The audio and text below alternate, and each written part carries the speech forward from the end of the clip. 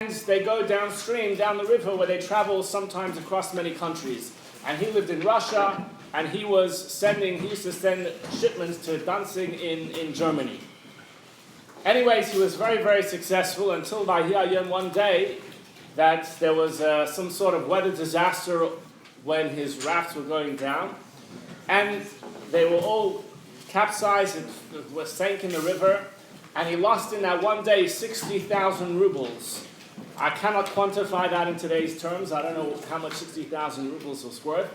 But it was enough to completely put him out of business and to put him in tremendous chayvus. Because as part of his business, every year, as an investment, he would borrow a lot of money with the idea he would pay back and make a profit. But that year went down the drain, and it was such a disaster for him financially, he wasn't able to recover financially. And he had a very famous Talmud, from which we know many of these stories, Reb Groenem, who was the Mashpir Talmid Tmimim. And Reb Groenem describes that his teacher told him that it was so schwer that when he would sit and learn, he was just so distracted by what he was learning that he wasn't able to concentrate. Until finally he decided that he has to make a seder. And the seder is that as he's learning, he's going to be koveya itim. He's going to make set times for him to think about his misfortunes. And the rest of the time he's going to focus on his learning. So he would sit down with the sefer, he would learn from Meshach Zman, whatever it was, an hour or 2 hours, and then he would stop, okay, now we're going to think about the misfortune, and he'd get very upset about it. And then he would think, no, but what am I supposed to do? I'm out of business, everything of value I've already sold. He had a very, very big and wealthy home, and he had to sell it, and he still was not able to repay all the debts. He's not in a matzah to do anything, so he thought to himself, so why am I worrying when I cannot do anything anyway? And he'd be mamshich to learn, and this was the seder, back and forth, back and forth. Around that time, there was this town in Zhenbin, did not have Rav, and so they sent a message to the Rebbe Marash asking if they could appoint a Rav. And the Rebbe Marash, I don't know what the cheshbon was, but it seems the part of it was poshet that he should have a bit of a parnasa, and of course he was shy to do the job, and he sent him off to Zhenbin. Now he describes later on, and this is perhaps the hakdama to the Lag BaOmer Ma'aseh, I'm going to say, is that he describes how it was on Yom Kippur for him sometimes. On Yom Kippur, we know the story was written by Rabbi Perlov, and I don't know exactly how to learn pshat in this part of the story. When he writes, he says 80 years ago it was normal on Yom Kippur that people would ask shilas. I don't know what he meant by that Amol, people would ask shilas. But anyways, he writes that people would come and they would come over to him and ask him shilas, pashmil of davening. And he once commented that the shilas that are asked to me during davening don't bother me, because the shilas is in yonim of halacha. Halacha is dvar havaya zu halacha. It's the ratzon of the Eibishter, so that's not a disturbance. You know what is a distraction? A distraction is the chazanim. Why? Because the chazanim narinzich, they go and they just, with all the chazanis, and they distract us from our focus in davening. So here we have a person who, for the right reasons, was very happy even to be distracted with Dvar Havaya Zu Halacha in middle of Yom Kippur davening. Reb Shelbrook recounts that Lag BaOmer, Reb Avram was once sitting and he was fabrening. And middle of the fabrening, two people walked in. And they walked in because they wanted Reb Avram to right then and there. They were in a big argument, they were in a big fight, they were shuttim, they were partners. They got into some sort of dispute. And they want Reb Avram to go and to adjudicate, to make a din Torah. So Reb Avram tells them, it's such a rush, right? We're having a Lag BaOmer for bringing. Sit down, take l'chaim, zog l'chaim, and listen to a couple of words of Torah. We'll worry about the din Torah later. So these people turned around to Reb Avram, and they said, what do we have to do with Lag BaOmer? What do we have to do with Rabbi Shimon Bar Yochai? You think we ever saw the inside of a Zoyar? You think we understand anything that Rabbi ever said? So for you, they said to Rabbi Avram, for you to sit and fabrein on Lag BaOmer is very, very appropriate. But for us, the whole thing, Ma'alonu Rabbi Shimon Bar Yochai, what is this? We know he was a very great person, but it's completely beyond us, and for us it's a regular day, and we have a siksuk, and you're the rabbi, and we expect you to go ahead and right now to determine the matter for us. So Rabbi Avram responded, you're making a terrible mistake. You're making a very, very big mistake. When you look at the lifetime and the achievements of Rashbi, you think of Zoyar. You think of Kabbalah, you think of even in Gemara, Nigla, all the halachas that we have from Rabbi Shimon Bar Yochai, and you think that this is what he accomplished in society. But Rashbi actually accomplished something much, much greater. And that is Zichuch HaAvir, to refine the air. If Rashbi hadn't come along, Pasha, the air, the atmosphere that we live in, would be a lot more rotten. It would be Pasha disgusting. And that affects everyone. That affects every single person. Rabbi Avram continued, it might affect me one way, it might affect you a different way, but either way, it's going to affect every single person. So he says, you're saying you have no shaykhs to Rashbi, fakert. There's not a single yid who doesn't have a shaykhs to the Hilul of Rabbi Shimon Bar Yochai. And therefore, he extended his invitation again to sit down and please get involved in celebrating the Hilul of Rashbi. So I share that Maisa, first of all, for two reasons. So first of all, we're sitting at a Fabrenyan, and everyone taka has to have the hakar and the feeling that the inyanim of Lag BaOmer b'chlal, that Rashbi b'prat is connected to every single, not only to every single chassid, but every single yid. And also, perhaps a bit of Akdama, we'll discuss a little bit weiter, what does it mean, Zichuch HaAvir, what exactly the accomplishments of Rashbi were. Not that I'm one to know, not that any of us are the ones who can go and be mishar exactly what he achieved, but obviously in order that it should be something which is relevant to us, in order to go ahead and to try and have some sort of hakara in what this means, Zichuch HaAvir of Rashbi. L'chaim, l'chaim. Hey, Mosai,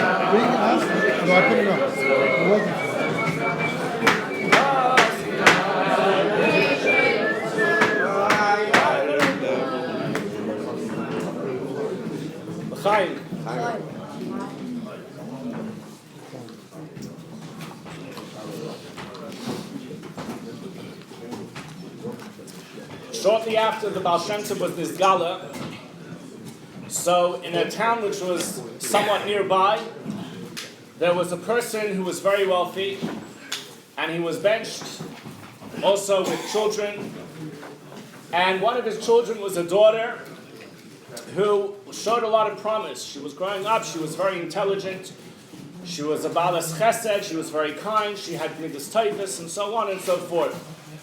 And then, inexplicably, over a very short period of time, unfortunately, Rahman Litzlan, she lost her mind. She went crazy. And this would always be a tragedy, no question about it. But how much more so when we're talking about a girl who showed such promise, and the father was very tzubrochen, and of course, straight away he went to all the doctors that he could, but there was nothing doing. So, while he was trying to do whatever he could, he was making his ishtadlus, and he hears that there's this new miracle worker, the Baal Shem Tov, who's a recently revealed leader of the Jewish people who performs miracles. And although he didn't know much about the Baal Shem Tov, but he was pasha desperate to grasp at any straw, so he straight away, he was a wealthy person, he got his wagons hitched up, and he began traveling from his town, a town by the name of Politz, if I can pronounce all the Polish names properly, from Politz to the city where the Baal Shem Tov was at the time, to Tlust, which was where he was born, and where he was at the time visiting his mother, and that's where the Baal Shem Tov was at that moment, so he traveled over there. Who went to visit his mother? Baal Shem Tov, this is the way the story goes. It's like buying a kasha from my side. I'm just a messenger. Kitzer, Kitzur, this person comes to the town of Plust, and he comes and whatever the arrangement was, he comes to visit the Baal Shem Tov. And before he came to the Baal Shem Tov, he was a rich person, and when he came to town, it made a big commotion. And the people gave him Shalom Aleichem. They asked him, "What are you doing? What have you come for?" See, he said, "I've come because I have this tzara back at home, and what I want to accomplish, what I want to achieve is that the Baal Shem Tov should come with me and come visit my daughter and do what he can to help me." When the people of this place of Plust heard this, they said, "No way, we're not masking."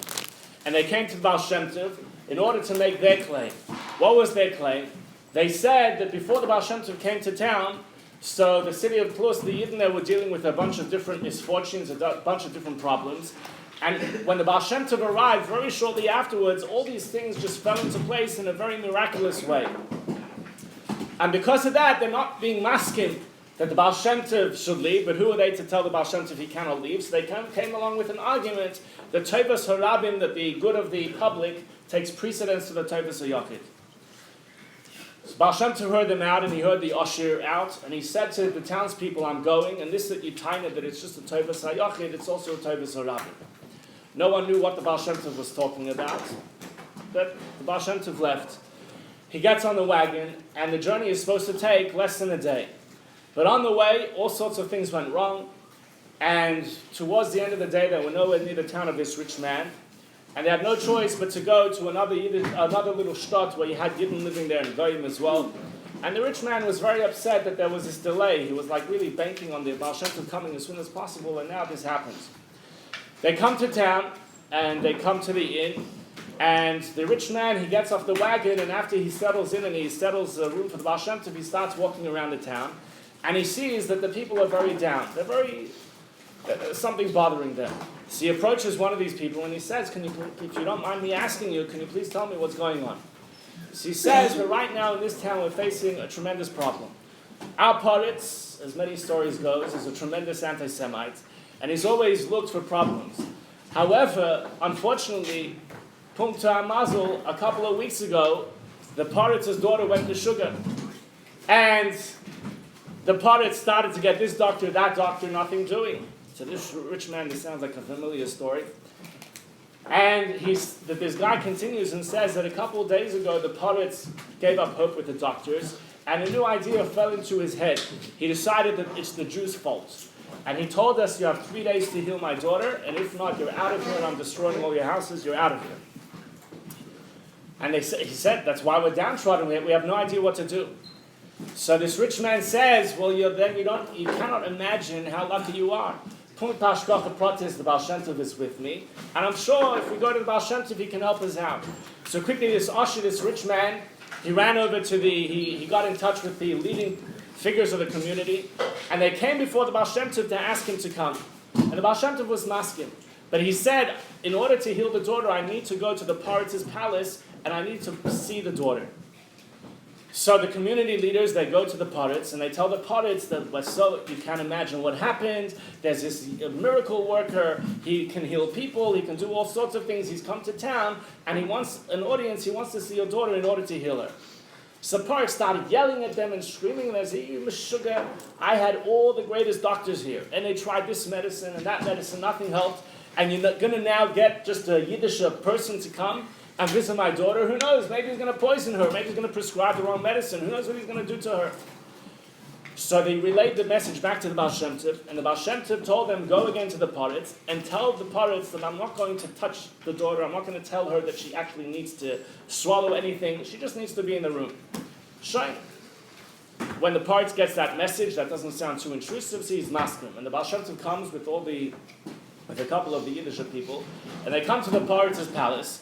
And the Baal Shem Tov comes to a room and he says, I can't use such a room. I need to have a room that there's no tzelem, no things which, a room which is not tamei.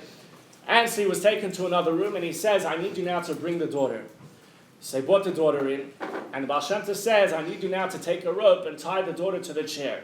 So Paritz started getting. Baal Shem Tov said, it's only that she doesn't run away, that's all. So they tied her to the chair. And immediately the Baal Shem Tov, he had brought with him a Gemara Masechta Me'ila, Daf Yud Zayin. and he opens up the Gemara and he starts learning a shtickle Gemara. He learns a story in the Gemara. Now, normally I would say the story right here and now, a story within a story, but it's a long story as well, so I won't be matching this story, I'll get to that story. But he said the whole story. And then when he finished, he says with the koyach of that story, he goes over to his daughter, and he says to the daughter, with the koyach of this story, I'm telling whoever's in his daughter, whoever's possessing his daughter to go get lost, and whoever accomplished the nace in that Gemara should accomplish the nace over here. And straight away, the Baal Shem Tov said, you can take the rope off now, and they took off the rope. And she stands up like a regular, normal person. Anyways, the Baal Shem Tov comes back to the Kehillah, and they push a nace from Minakotza Lakotza. They're already getting ready for the worst. And now, it's Mamish V'napich who is turned the other way around. But the Baal Shem Tov said he has to leave. He has to go with his Osher to take care of his daughter. And the Baal Shem Tov traveled, and he went over there, and he also healed the daughter of this rich person. This rich person was so excited, and he wrote a whole long letter to the people of Plus, telling them what happened. And he also told them, now I understand what none of us understood. The Baal Shem Tov said that this is going to be Tovas or Rabbi. We didn't know what that means, and now I know what that means. What is the Maisa? The Maisa is the Gemara Daf Yud Zayin as follows. The Gemara speaks of a time, and for the people who are here from Young Yeshiva, I beg their indulgence. I did say the story recently, but we're going to focus on a totally different element of the Maisa. But the Maisa is as follows, that there was a period of time that in the Tkufas HaTanoim, there was the Roman Senate, and also by way of disclaimer, this story appears in the Sechta and the Illa, it also appears in Medrash Eicha Zuta, and it also appears in another Medrash, and although I'm not mamish saying the way it is in the Gemara, being mashlim protim from other places in order to make the story more understandable, as the Rishonim Taka do. Anyways, the Romans made a decree against the Yidden, the Roman Senate. They came together and they made 3 decrees against the Yidden. One is that from now on there's no bris. From now on, any person, any Jew who gives his child a bris, death. The next one is no Shabbos. No Shabbos. From now on there's no Shabbos. And the third was no Taharas Mishpacha. So then, when they announced this sort of thing, so the Yidden were obviously very concerned about this. However, in Rome at the time, there was a Tana who was very connected. He had these connections with the government. Ad Kedei Kach, that the Gemara said he had special dispensations. Normally, you're not allowed to chashron dress as a guy in any way, shape, or form. You have to keep the Yiddish levush. But since he was someone who had to be involved to save the Yidden, so he had certain concessions which were made in halacha. And the point is not to get into that now. Anyway, so he dressed just like a Roman, and he came to the Roman emperor. This Tani, his name was Reuven ben Isterubli, and he came to the emperor and he had a very interesting discussion. He came to the emperor and he said, I don't understand you Romans. You hate the Jewish people, right? The emperor says, we sure do. He says, no, do you want the enemy to be strong or weak? So the emperor said, what type of question is that? Of course we want the enemy to be very weak. So he says, I don't understand the Jewish people, as soon as a baby is born, he's still very weak. 8 days later, they give him a bris. Can you imagine what that does to him for the rest of his life? That takes away any ability of koyach the potential that he could have had. He's much weaker. And you're going and you want to punish the Yidden and taking away the mitzvah of bris, well, all you're doing is making the enemy stronger and they're going to come attack you now. So Roman Emperor says, Yitaka, right, I'm writing a veto. That's vetoed, the Yidden are allowed to have a bris. And then he says to them, do you want your enemy, you want them to be rich or poor? So the emperor says, of course, you want them to be poor. He says, so why did you take Shabbos away from them? By them keeping Shabbos as 1 day a week that they're not going to work. Nachmer, they make like a ganze Yom Tov. It's a whole feast. And they spend so much money on Shabbos. Can you imagine how much richer the Jewish people would be without Shabbos? So the Roman emperor thought about this. He says, you're 100% right, we're writing a veto. And the Gemara continues out another similar discussion with regards to Taharas Mishpacha. And the king vetoed all of these 3 mitzvahs. Okay, so Rabbi Reuven is very happy, and he leaves. However, the Roman Senate got wind of what happened, and they came over to the king, and they said to the king, Azat typisch bist du, you didn't chap what was going on. This person who was here, obviously he's a Jewish hand over here, and he's using his Yiddish cup to go and overturn the whole thing. So when the king heard this, he says, no, I already wrote out the veto. We don't cancel what we wrote, but instead of sending it back to Eretz Yisrael, we're going to put it in the treasuries over here under lock and key. And this way, the decree is there, but no one can access it. So therefore, as far as the Romans are concerned in Eretz Yisrael, they're just going to get the Gzeda, the decrees that the Roman Senate made. When Rabbi Reuven heard this, he sends back to a message to Eretz Yisrael, And he says, I've done what I can, and I'm asking if you could please send someone who is melumed b'nisim. He's accustomed, he's trained in nisim.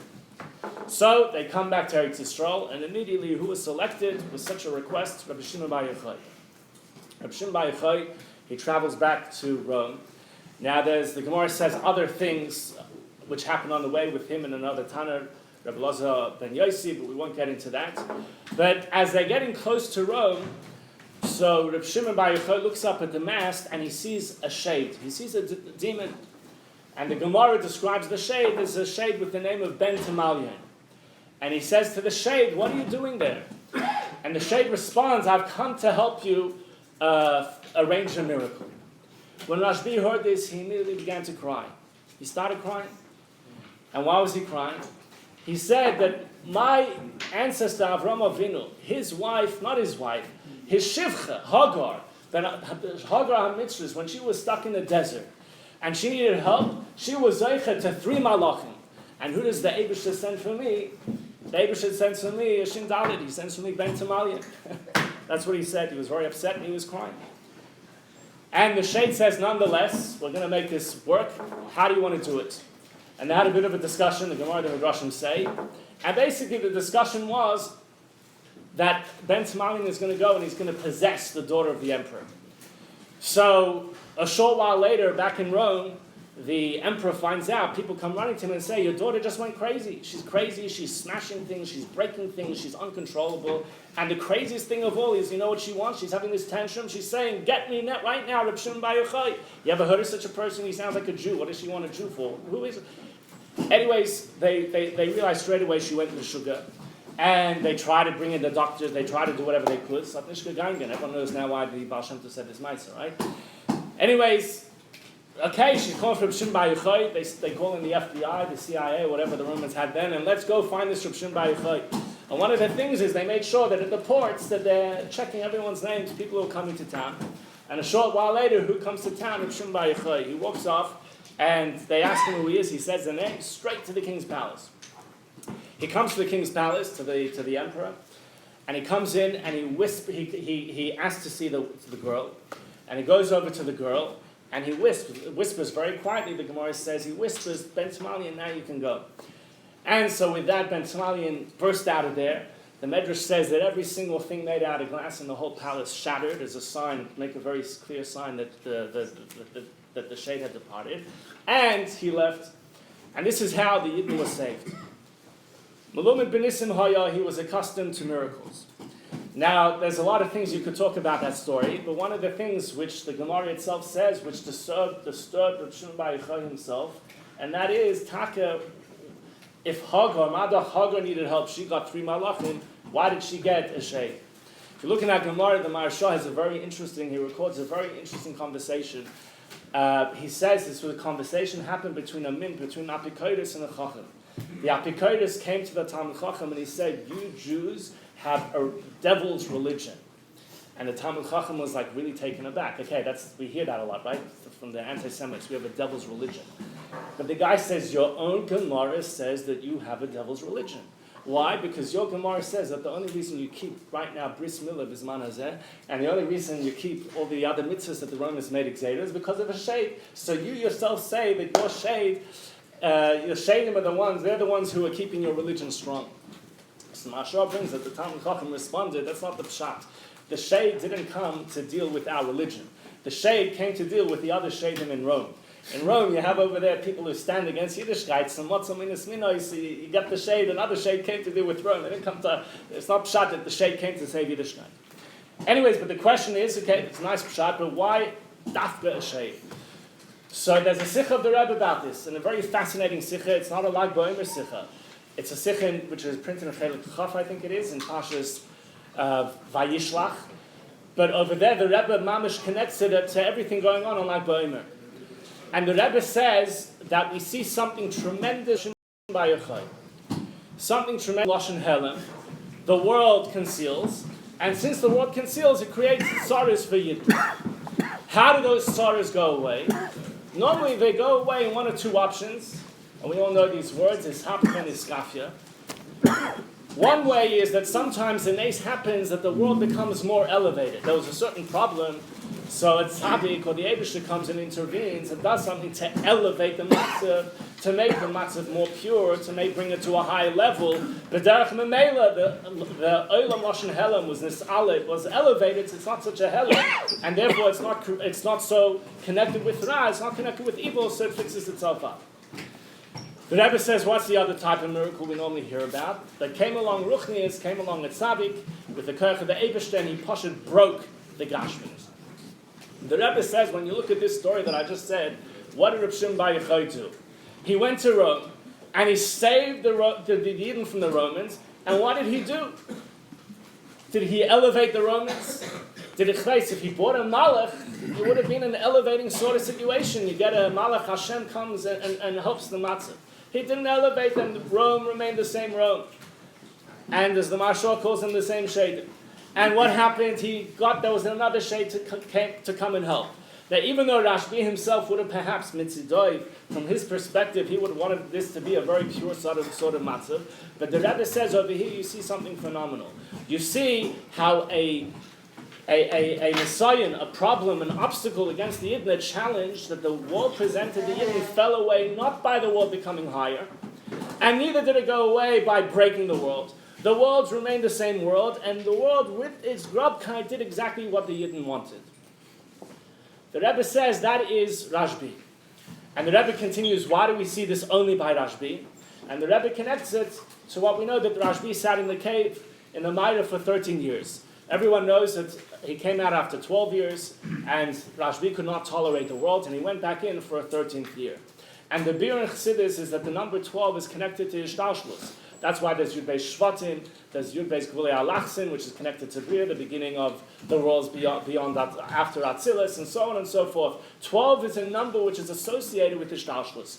13, Yud Gimel Midas Harachimim, Yud Gimel Tikunei Dikna, the number which is associated with Keser, is higher than Ishtalshlus. What happened was, Rashbi was in the cave, he was in the Maida for 12 years, so as high as he got, it was all within the realm of Ishtalshlus. That if you're within the realm of Ishtalshlus, so Ruchnias and Gashmias are opposites. They don't go hand in hand in Ishtalshlus. Toiv and Ra are opposites. Right? Toidasoi and Manasoi, as opposed to someone who's wasting his time all day and all night, are total opposites. In Ishtalshlus, Segetnish, they don't go hand in hand. However, Mitzad 13, the number 13, he went in for just one more year, but that one more year brought him to the level of Yud Gimel. So Yud Gimel makes Echad, the Gematria of Yud Gimel is Echad, that everything mamish came together. And that's why it's not a stira. Once you're on the level of Rashbi after the 13th year, Ruchnias and Gashmias are not a contradiction. He could be Teidasim and Nasai with all the secrets of Zoyar, but he sees the world and he sees his son, as the Gemara says, Rabbi Lazar was burning everything and he was healing everything. And the Rebbe says that that's the shot in the story. It's not clear in the story, but the Rebbe seems to be learning, doesn't say it explicitly, but seems to be learning that this story with Ben Tamalian happened afterwards. That's the way the Rebbe presents it. So being that Rashbi was in the cave, he was in the Maida for 13 years, he achieved this level, so now he's on a level where the Grubkeit of Vel doesn't stand in the way. Even though from Hishtalshlus, we're going to call this Olam Lashon Helam, but this is something which doesn't stand in the way. The Rebbe says over here, Hira, but before I get to the Hira, I just want to say something which is a hergish, and you can agree with me, maybe you don't want to agree with me, it's fine, it's it's free speech, free country. But I think this sort of idea which the Rebbe is talking about, we're seeing to some degree in the world in the last couple of years. We have in Yonim, you have icons, you have things that up until now was like Chachmas Hagoyim, and everyone idolized and everyone looked up to it, so they were the final word. And the only way to deal with that, L'chayda, was to either break it, or it was to try to find a way to be matarit. When I was growing up, what a professor of the university says is, wow, it's Kodesh Kadoshim, and like it's not something that you can go ahead and argue with.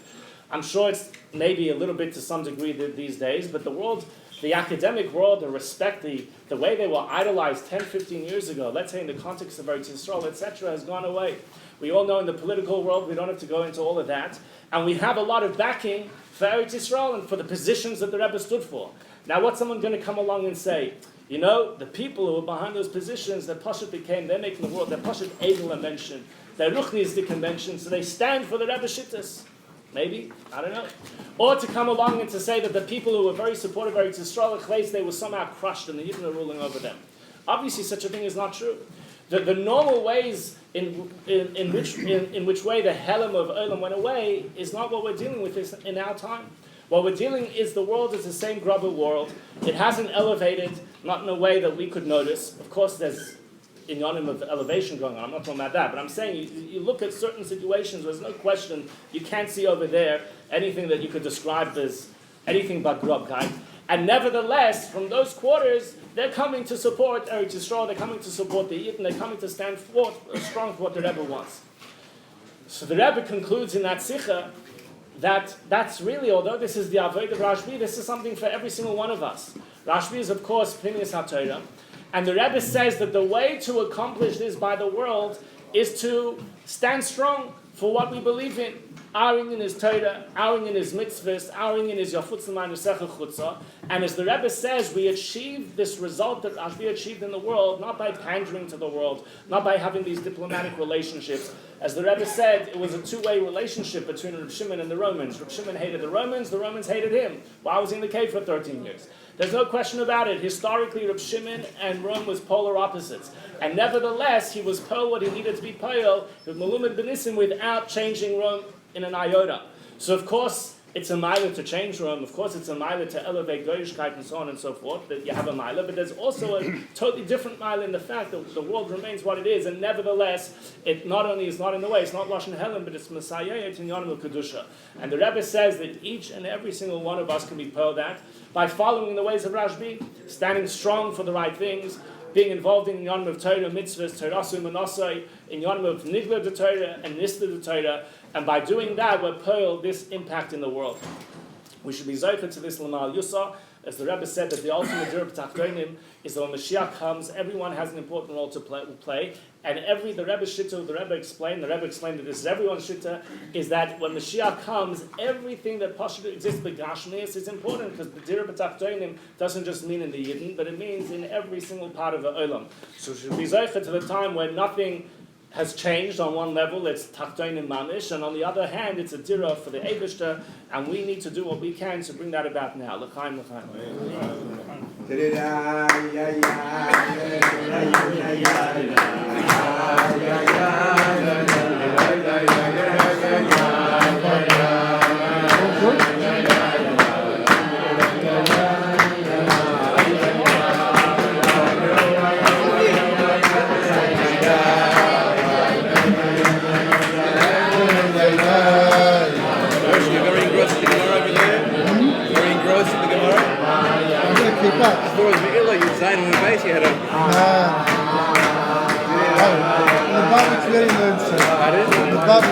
Story he said.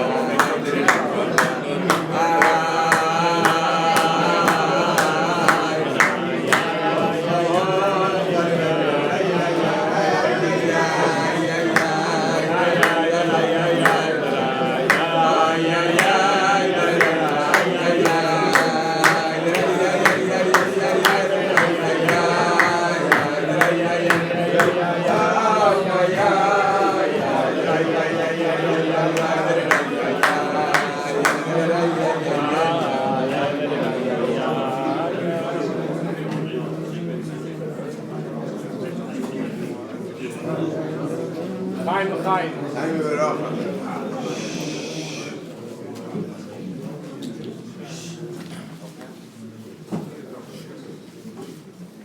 31 years ago was Tavshin Mem Ches, which was the year of the passing of the Rebbetzin. And the Derech HaTeva, when there were Lag BaOmer parades, so in order for it to be a success, you obviously can't wake up the night before, although I'm sure to a certain degree that did happen. But you have to start preparing a couple months in advance, get the police permits and so on and so forth, in order to conduct the parade. And coming so closely after Chavei Shvat, so many of the organizers, many of the people involved, so to speak, didn't have the heart, because you can imagine what the atmosphere was like. It wasn't, although Shmas Tismach and the Rebbe very much encouraged the Simcha, and because of this generated a very intriguing and interesting correspondence between the master of ceremonies of the parade, Rabbi J.J. Hecht, and the Rebbe. And this is not a secret, it's published in Iskashus and other places. And Rabbi Hecht wrote to the Rebbe as follows. It was he writes that every year there's a Lag BaOmer parade, and the Rebbe, we all know, generally came out only on a Sunday. Tavshin Mem Ches, Lag BaOmer was like today's Kfis, was on a Thursday. So, according to the usual scheduling, the Rebbe was not going to come out. There were rare occasions where that was not the case, but in general, the Lag BaOmer parade, I should be clear, happened every year, but the Rebbe came out primarily just on Sundays. So the Rebbe writes that that the Rebbe himself, the Rebbe's presence is the entire height of the parade, the entire hodder of the parade, its entire beauty, it's the entire radiance of the parade. So therefore, he's discussed it with the organizers, and we decided under the circumstances that there's no point in making a parade unless the Rebbe is going to attend this year. If the Rebbe attends this year, then of course everyone's going to get into it. Just the fact that the Rebbe is going to attend is itself going to be the boost. It's going to invigorate everyone to get involved. But if the Rebbe is not going to attend, then the whole thing is not going to happen, and the whole thing will just be a flop, and it's not going to be a kavod to Rashbi, it's going to just be the opposite, and therefore we'll have no choice but to cancel the parade. This is what he wrote into the Rebbe, and the Rebbe circled the words Ozavatel, that I'm going to cancel the parade. And the Rebbe says, Heipech das Rashbi kapashut. It's simple that this goes against what Rashbi would want. And the Rebbe continued that if you're going to cancel it, your diyazeh al tzion harashbi ba'atzma. You yourself should travel to the tzion of Rav Shimon Bar Yochai, which Yochai means get on a plane, go to Eretz Yisrael, go to Miron, and go tell the Rashbi it's not happening. And eini shliach klal l'chol zeh kapashut. And the Rebbe says about himself, kapashut, as it's simply understood, I'm not a shliach for all of this. I'm not a messenger for all this. You're going to cancel the parade. It's all your geschäft, and you can go and tell Rashbi.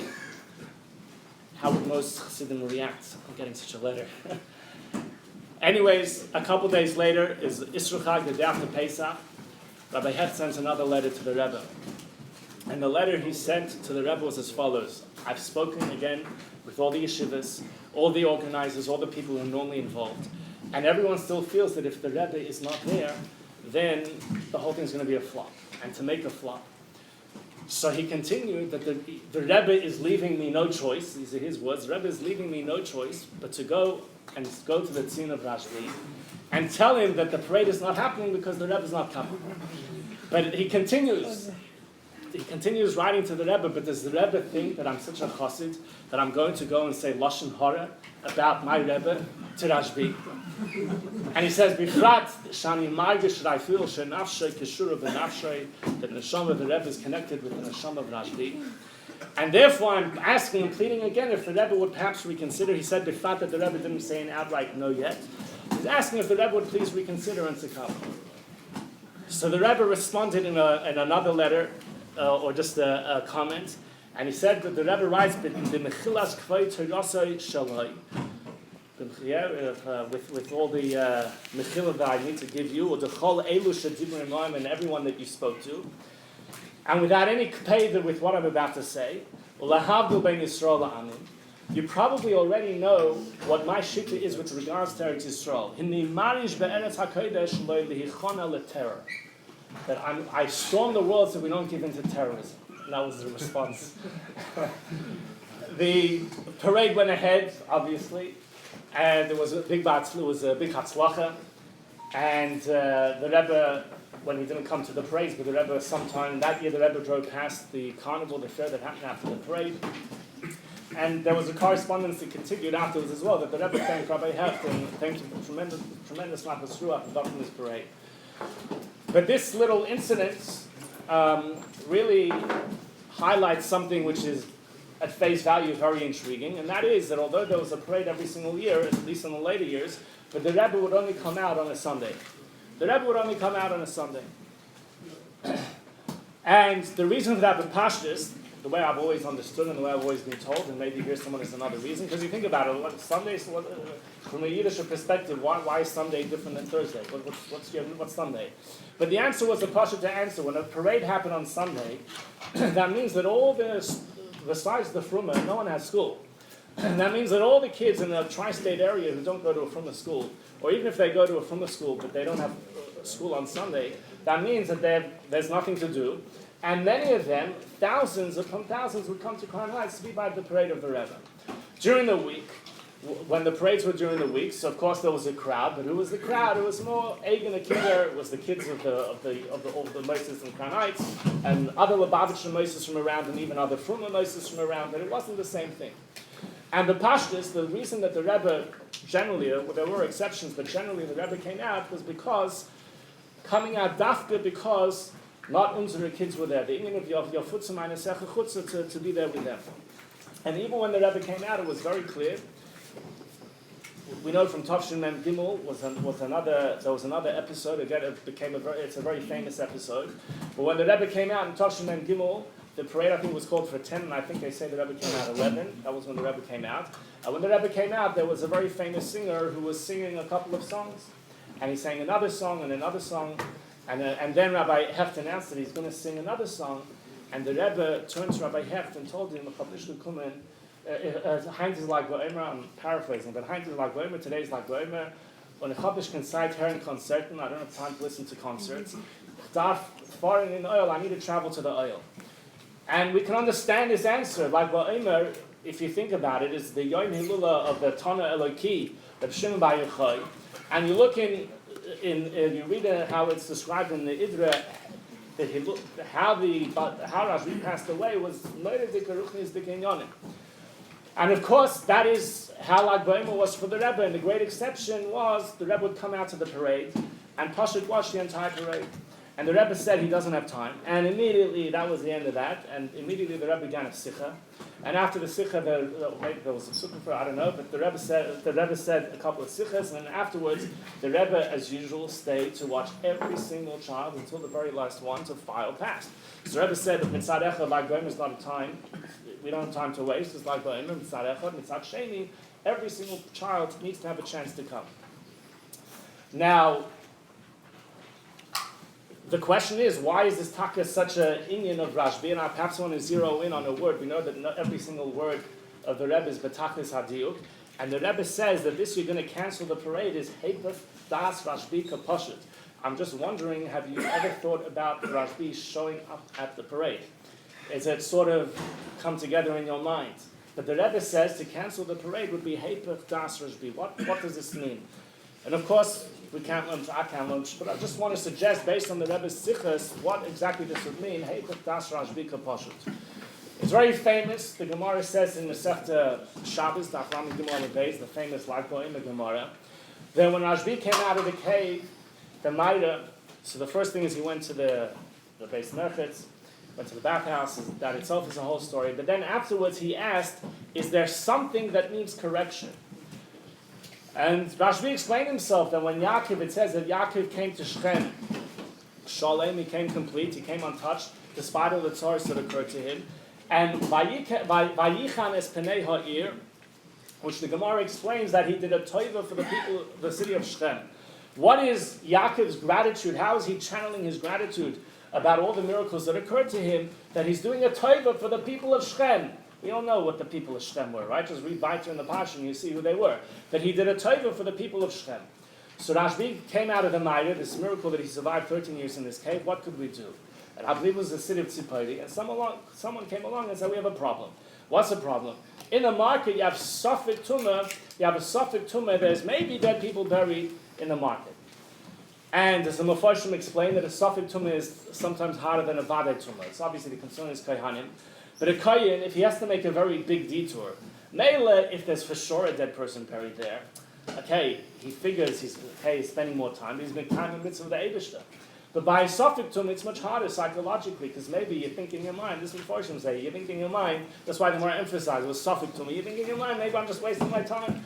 I'm going around the entire shuk, the entire market, making a detour of whatever it is, 10 minutes, 20 minutes, half an hour, because maybe there's a dead person buried in the market.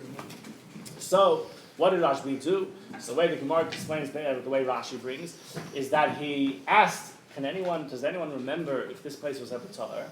And there was a Zaken who said, from memory, Rabbi Yochanan Zakkai, Kan Kitzetz Ben Zakkai, that Rabbi Yochanan Zakkai, he cut up lupines, if anyone knows what that is, because I don't. But he cut up turmisin in the market. He ate turma over here, or he cut in the shuk. And in other words, he was giving Edus that once upon a time it was fine. So the way Rashi brings based in Yerushalmi is he took a bunch of turmisin, he cut them up, and he threw them all around the shuk. And every place where there was a dead person buried, the ground shook, and the ground became soft, and they realized that there was a mace over there, and they were able to be mitzayin that mace, and this way the Kohanim are now able to go through the shuk because it's clearly identified and clearly marked exactly where it is. Now the Gemara there brings a hemshech, but the Yerushalmi also says this ma'aseh, and the Yerushalmi gives a bit of a different hemshech, and maybe both stories are true, maybe both things happened. The Yerushalmi says that there was a Kuti Amo Aretz who decided, he saw what had happened, and he decided he's going to make fun of Rashbi. He's going to make a whole laughing stock of this whole thing. So Rashbi made the whole place Tohar, besides the places that he marked, right? So that night, when everyone went to sleep, what did he do? He went to the local Beis HaKvaris, and he exhumed a body, and he schlepped it with him back to the market, and he dug a fresh grave, and he put this person over here, and he covered him up. Comes the next morning, and he starts walking around town, and he's saying, this biggest joke, Rashbi came along yesterday, he said he was Mentar, but not true. People say, what do you mean not true? He says, we found that, whatever, the Gemara doesn't spell out exactly how he did it in a way that they shouldn't be fooled, but they all came to Rosh Hashanah, but there's no question that there's a mace over there. So they came to tell Rashbi, to say to Rav Shimon Bar Yochai, there's a mace that you did not discover in Rosh Hashanah. He says, impossible, can't be. So Rashbi came to Rosh Hashanah, and he sees this mace which had been discovered, and he sees the kuti standing next to him. He understood in a second exactly what happened, and he tells the kuti, so you two can switch places. And Yerushalmi says, and instantly this kuti dropped dead, and this mace, this is like the jackpot of your life. He gets up, and he walks away. What happened with him? And that's the story. The Rebbe says, if you think about it, it's just staggering, and I don't know if there is such a biur, unless you have the hashkafas that we have. And that is that Rashbi was in a Maira for 13 years. For 13 years, he achieved such high levels. The Gemara itself says, with regards to Nigla, there's different gersos in the Gemara, but when we accepted that Pinchas was the father-in-law, he was the shred of the Shimon Bar Yochai. The Gemara says that before Rashbi went into the Maira, whenever Rashbi had one question, he would get 12 answers from his father-in-law. By the time he came out, when his father-in-law would have a question, so he would have 24 answers for his shred. And similarly, the Mises and Zoya, which speak about the great covet and the great respect that Pinchas ben Yair, the father-in-law, gave his son-in-law. Pinchas ben Yair, we know all the nisim that occurred with him. So Rashbi came out on a totally different level. And you would think that the first thing that he should do is, okay, he came out, Rashbi's Teirasoy Umenasoy, so the very first thing that he's going to do is going to establish a yeshiva. He's going to be Mekabetz Talmidim. All he was able to learn with the last 13 years was his son. I'm sure it was great, but still it's just one son. And if he wants to help the olam around him, is to focus on his specialty, Teirasim and create a yeshiva. And the Rebbe says we see that is not what Rashbi did. Rashbi went and he looked for, so to speak, a mundane way, a relatively mundane way to pashut help people in their mundane lives. How was he helping them? Yeah, Tumah V'Tara is an inyan shal halacha. But the practical thing he was achieving was helping people save 10 minutes or save 15 minutes. Help people pashut to get around a little bit quicker. And this is what Rashbi focused on. The Rebbe said to achieve such an approach, as we spoke about before, is dafka after being in the Ma'ariv for 13 years. Mitzad 12 years, mitzad hishtalshalis, it just doesn't make sense. Teirasei Menasei, if that's what you stand for, we all know the Gemara in Daf Lamed Hey, Masechta Brachos, where Rashbi says, that we've asked the question, what's pshat in the pasuk, V'yasafta to Gonechos, the Torah wants you to stop davening and learning, and to go V'yasafta to Gonecha, collecting grain. So Rashbi's shifta was befeidish. How are you supposed to learn Torah? How are you supposed to be involved in Torah mitzvahs properly if you do that? His shifta was, we don't get involved in V'yasafta to Gonecha. But nevertheless, when he came out of the Raida after year 13, the number 13 is connected with Haid and Ishtalshlus, then he realized, he came to the point where Dafka, the highest in Yonim, have to come down very, very low.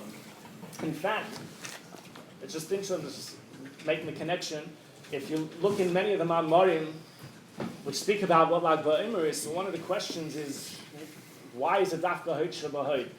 Lately, there's an interesting question which I don't have an answer to. People who cross the date line. So, Lag BaOmer is on your Zayin or your test. How are you supposed to keep Lag BaOmer? Is it about Chai or is it about Lag BaOmer? Is it about Hoid Shabahoid? Ich weiß nicht. But anyways, Lag BaOmer is Dafka Hoid Shabahoid. So the Be'er Chassidus is that Hoid Shabahoid. We know that when you go through the Sfiris, there's of course Zayin Sfiris. There's Chesed and Malchus. But Yesod and Malchus is already more about being mashpia. Yesod is the first step, and Malchus is being mashpia to someone else. So Yesod and Malchus is already more outside of yourself. However, the Sfiris up till Hoid is more about yourself. So what is Hoid Shabahoid? Hoid Shabahoid refers to the lowest Sfira, which is connected to one himself. And that's why Rashbi is connected to Hoid Shabahoid, because he was such a high madrega, said it came down not in Chesed Shabachesed and not in Chachma Shabachachma or something of that nature, but in Hoid Shabahoid. Why didn't it come down in Malchus Shabachesed? But that's why it came to Hoid Shabahoid. So this is the inyan of Rashbi. Being in a Ma'ariv for 13 years has to lead into Pon Mamish Pasha doing a tova to another yid in a very, very simple sense. And if you think about it, we saw this in so many ways and shapes and forms by the Rebbe. And of course, one of them is Lag BaOmer, this idea that we're talking about. The fact that the Rebbe made the parades, and the fact that the Rebbe said Shvi around the world. When the Rebbe came out and touched them with Hayrod Shvi all around the world, there was, from other quarters, there was a lot of flack coming. And it was sort of, reminding the Gemara. The Gemara says that Rashbi tried to do something good, and immediately people are raising a whole protest. So the same thing happened to Tavshin Mem, and they were from other quarters, it's like BaOmer, you're taking kids out of Cheder, and you're taking them to a parade, what's going on? You're putting them on the street, v'chulu, but the Rebbe was not Nispal, and of course, the idea is that a Yiddish child who is not in Cheder, and a Yiddish child who is not so exposed to Torah mitzvahs, but he hears about the Lag BaOmer parade, so a whole hoo-ha, and even the Lubavitcher Rebbe is coming out, so this is going to get him to come. This is something which the Rebbe very, very much championed for. Upcoming Shabbos, in it's Kufa that every week we have the Turkey office, and in this upcoming Shabbos, so we have Perek Dalit, Mishnah Yud Gimel. Mishnah Yud Gimel is Mishnah number 13 years being in the Maida, and there's a very famous Mishnah, and the Mishnah says, Shlosh Ksarim Hem, there are 3 crowns, Keser Torah, Keser Kahuna, Keser Malchus, but Keser Shem Tov Ve'la Agabe, and everyone knows this Mishnah. Who said this? So you look at the beginning of the Mishnah, Rabbi Shimon Omer. Who's Reb Shimon? Everyone knows that Stam Reb Shimon is Reb Shimon Bar Yochai. Reb Shimon Bar Yochai says that Keser Torah, Keser Kuna, Keser Malchus, the Keser Shem Tov Ola Gavei. So many sichos the Rebbe spoke about this. I'm sure many people here know the Inyanim. But the Rebbe asks a number of simple questions. First of all, what's Pshat 3 Kesarim? There's no 3 Kesarim, there's 4 Kesarim. Add it up. Torah, Kuna, Malchus, Shem Tov. There's 4 Kesarim. Second of all, what's this Lashon the Keser Shem Tov Oila Al Gabeihem? Al Gabeim literally means the Keser Shem Tov grows on their backs. What is this expression, Keser Shem Tov Oila Al Gabeim? So, in more than one sikha, the Rebbe explains that Keser Shem Tov by itself is not a Keser. Of course, it's good to have that you have a Shem Tov, to have a good reputation, but that if that's all someone has, a Shem Tov, he has a good reputation, but there's no Keser Kuna, Keser Malchus, Keser Torah, no one of these 3 covenants, it's lacking. You can't call that a Keser. You can call it a good thing maybe. You can't call it a Keser. Mitzad Echad. Mitzad Sheni, we say that once you have one of these other ksarim, then it's not complete unless Keser Shem Tov Ola al Gabein. It's on the back. It's by you. It's not like you can't just decide a face. I don't want my back today. I'll just have my front. It doesn't work like that. So these three ksarim, it's only b'shleimus when you have the Keser Shem Tov Ola al Gabein. If someone has the Keser Torah, it's only if he has the Keser Shem Tov on top of it, etc. Like Keser Kuhn or Keser Malchus. What is the Keser Shem Tov? The Rebbe says it's Ma'asim Tovim. How does one have a good reputation? By doing good things. Who said this? Who said this? Reb Shimon Bar Yochai. Reb Shimon Bar Yochai, who was the Inyan of Torah Umanasa. By him, Keser Torah. Keser Torah, that's what it was all about. It was Torah, and then Reb Shimon Bar Yochai is telling you that Keser Torah cannot be b'shleimus unless you have the Keser Shem Tov Ola Gabein. It's not just about the Torah, it's not about the lofty yonim, it's even about the physical things. I saw a story this week. I saw it because one detail of the story happened on Erev Lag B'Omer many years ago, Yudzayin Iyar. But it sort of captures this point. We speak about what Rabbi did, and we see how the Rebbe did this. There are so many stories. I'm sure many people here have heard of a famous Rav by the name of Rabbi Weiss. I think he wrote Minchas Osher. And he has a father apparently by the name of Moshe Weiss. And he was once traveling and he came to London. And there's a person over there who I don't know, but he has a name that I recognize, Rabbi Avram Glick. Apparently there's such a person who lives in London. And apparently, in the early years, although he wasn't card-carrying Lubavitcher, so to speak, but he was close to Lubavitch, and the Rebbe gave him different shlichusim. So sitting there, we're talking, and they were having a conversation. And conversations go from one thing to the next.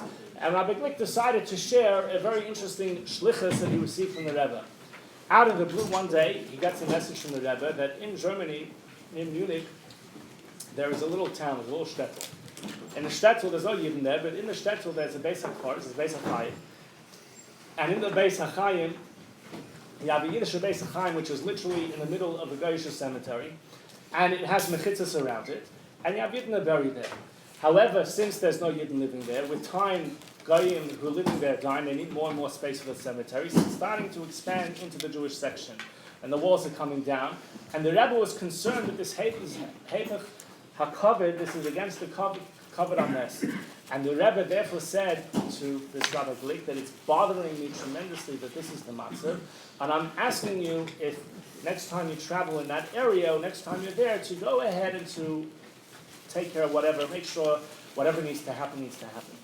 He comes there, and he comes to the matzav, he sees it's exactly as the Rebbe described, and he took whatever steps were needed in order to, he realized that this seems to be some sort of haphazard sort of Beis HaChayim. In other words, you don't have proper matzebus or anything like that, and he figured this probably has to do with the war, people who were buried here at the time of the war. Fine, he goes ahead and he's mekayim what the Rebbe told him to do. He's saying this story, and he sees that the person he's speaking to, this Reb Moshe Weiss, all of a sudden he gets very pale, and he starts to shake. And he says, can you please tell me, you said the name of the city, it's some German name, I'm not even going to try, it's a little shtetl. Can you tell me what's the name, can you confirm the name of the city? And he says, yeah, that's the name of the city. So he started shaking, and he says, I'll tell you the other side of the story. I'm a Holocaust survivor, and I was in a concentration camp together with his sons of Rav.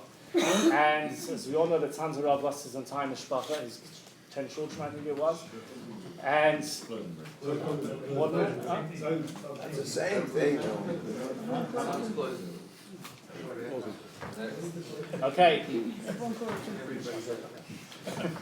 And so, and basically what happened is as the Americans started getting close, that started Germany, they started getting close, and so the Nazis, as we know, started freaking out, and they started driving these Jews on the death marches.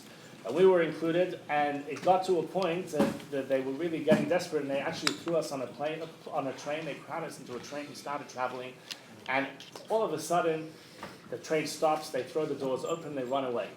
And we walked out, and we realized straight away, because we could see an American tank in the distance, and we realized we're free. He says, as soon as that happened, so straight away, the Tzamzer Rav turns around to us, and he says, look, all along the tracks, those Rahman al-Islam, there were bodies of people who were clearly hidden. And he says, we have to bring them to Kfuras Yisrael. So the first thing that he was Isaac in after his liberation was in Kfuras Yisrael. And he tells Rabbi Glick that the tens of years since then, all I've been doing is trying to forget that. The last thing I want to do, it brings back such memories to me. The last thing I want to do is to remember that. And I've been trying to pretend like it didn't happen. And he says, I can't understand this, that there's a Yid who sits in Crown Heights, the Lubavitcher Rebbe. I can guarantee you that not one of these individuals who are buried in that Beis HaChaim, not one of them is a Lubavitcher Chassid. It's not shot that the Rebbe was caring for them because we have to care for unsere Chassidim, for a Lubavitcher Chassid.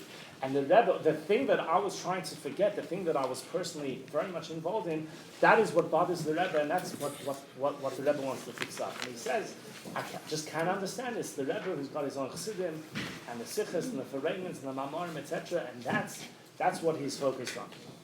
So it's not an amazing story, but I don't think it surprises us because we know that that's something which the Rebbe told us time and again, that we have to have the avodah of Rashbi, and for us it might be very hard, but for the Rebbe this was something we saw time and again, that this concept which the Rebbe spoke about Rashbi, that on the one hand on the highest level, but on the other hand, Ma'aser U'ikar, we have to make sure to do a tova for another Yid. And it's not a stira because if you're on the highest level, then it will dafka be nizgal, it will dafka come down in the lowest level, dafka come down in the hoy shabahoi. So therefore for us, one of the messages of Lag BaOmer is a dual message, where on the one hand, of course, Lag BaOmer, Rashbi, we have to be Isaac in Teirasir Manasseh, as we saw the video this past Shabbos, Living Torah, where the Rebbe spoke about the Yom of Teirasir Manasseh, right? Someone who was listening, I overheard someone listening, and afterwards he commented, it's a tall order. It's something which I cannot do. And I was thinking to myself, really, if he was in a business meeting or if he was at a doctor's appointment, he would be picking up every phone call. When it comes to Torah, we have the Yetzer Hara comes and bothers us. But the Rebbe said, Teirasir Manasseh. That's the inyan of Rashbi. That's something we have to incorporate. And of course, the inyan of Sefer HaZoyar, the shiningness of Chassidus, the shiningness of Kabbalah is something which we very much agree in.